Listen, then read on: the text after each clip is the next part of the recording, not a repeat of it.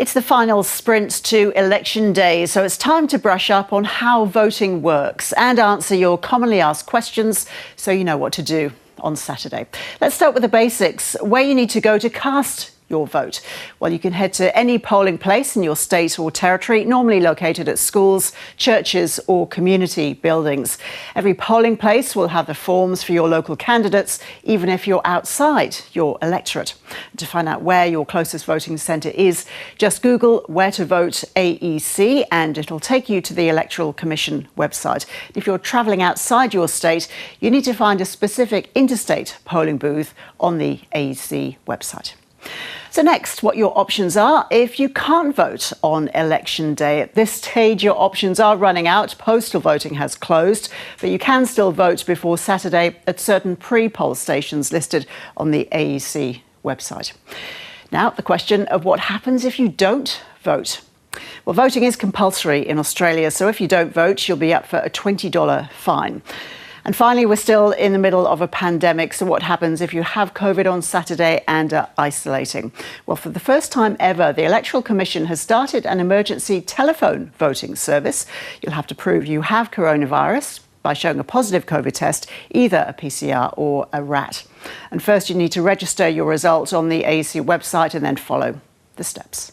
We're doing telephone voting for COVID positive electors who tested positive after 6 p.m. on Tuesday night. And we've already had 1,300 people register for that service. Let's bring in Triple J's Hacks political reporter Claudia Long now to take us through what you'll find in the polling booth on the day. Hi there, Claudia. So we will be given two forms. Let's start with the green one for the House of Representatives. Firstly, let's just recap what is the House of Representatives and who are we voting for in this one? So the House of Representatives is the lower house of Parliament, and it's where you're going to be electing your local member, so your local MP who represents your electorate or seat, which is basically like a fancy name for your local area. And the lower house is really important because it's where it's decided who's actually going to be in government. So you need 76 seats to win, and so this is where we'll be voting, for our local members. And the way you do that is by numbering every box on the form that you're given in the order of who you'd like to see elected. It's pretty easy. Take us through then how we vote using that green form. Yeah, sure. So you'll be handed a green form, just like you said, Roz, by the AEC when you rock up at the polling booth on election day. And basically all you do is you number from 1 to however many boxes in on the form. You number them all from 1 to last in the order of who you'd like to see elected. Right, let's talk the Senate now then. Who are we voting for here? So the Senate is where we elect people to represent our entire state or territory. So if you are living in a state, you have 12 senators. If you're living in a territory, you just have 2. And this form is a bit bigger because there's often more people running for the Senate.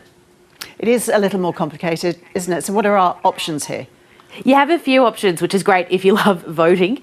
So basically, if you want to get it over and done with quickly, the quickest way to vote is above the line, where you, similarly to the lower house, number at least 6 boxes in the order of the parties that you'd like to see elected. Now, in that case, the parties do have control over which candidates within their group are elected first. But if you have a specific order of candidates that you would like to see in the upper house representing your state or territory, then you can number below the line. It does take a little bit longer. You have to number at least 12 boxes. But if you're very enthusiastic, you can number them all if you would really like to.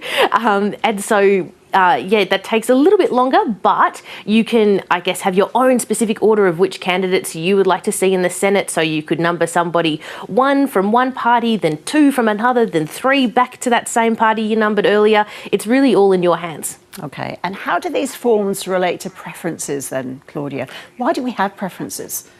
So I actually went and asked the AEC why we do preferential voting. That's the Australian Electoral Commission. And they told me that basically the reason that you have to number all of these preferences is because of the formal voting guidelines that are actually set out in legislation.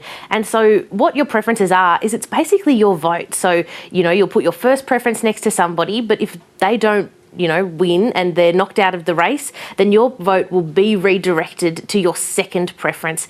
And this is, it's good because it's representative. It means that one person who hasn't gotten much of the vote but happens to have come, first in the first round doesn't necessarily win. It's really much more reflective of the community's choice. Yeah. We've had questions, Claudia, about whether you can waste your vote by voting for certain minor parties or independents. Well, that's the wonderful thing about preferential voting, I think, is that you can't waste your vote. You can vote in line with your values, and if your first choice that maybe doesn't get elected, then your vote will flow on to your second, your third, and so on and so forth. So you definitely cannot waste your vote in Australia. We can't say this enough. You cannot waste your vote. And where could young people's votes potentially have the most impact? Well, we've actually done some analysis at Triple J of electoral enrolment data, and looking at some seats in Queensland, it looks like it's going to be really interesting to see how the youth vote has an impact there. So in Brisbane and Griffith, two marginal seats, 25% of voters enrolled in those electorates, so a quarter, are 18 to 29. So it'll be interesting to see exactly how much of an impact young people have in those two very marginal seat races.